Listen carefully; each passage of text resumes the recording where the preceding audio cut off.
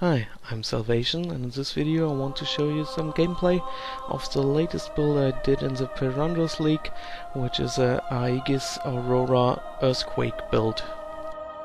As you will see in the video, it's quite a tanky build and still deals some decent damage using the Varunastra sword and some of the double dipping nodes in the tree for the sword.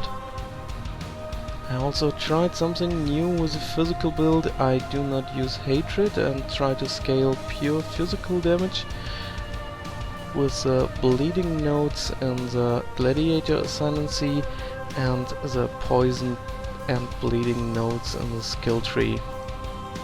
As I don't use hatred, I can use pure defense auras, which are grace together with iron reflexes. It gives me a lot of armor and discipline to get some more energy shield.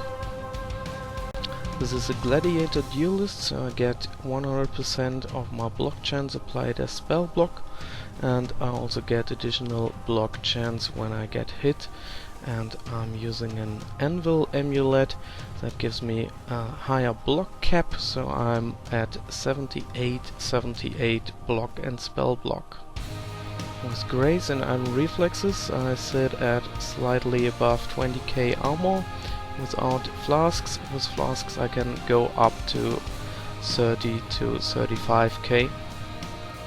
To get off with a pure physical scaling, I'm using the gratuitous violence node in the gladiator ascendancy class. That gives me 25% chance to cause bleeding on hit with attacks, and also gives me 30% increased damage against bleeding enemies. And on top of that I use the dirty techniques node in the tree that also gives me chance to bleed and chance to cause poison on hit against bleeding enemies. So I'm dealing poison and bleeding damage, which both scales from my physical damage. To get some damage with Varunastra, I of course use a Deadly Dilettante cluster and also use the By the Blade cluster, which gives physical damage with axes and swords, and I can also use a Blunt Instrument cluster that gives me physical damage with maces and increased armor.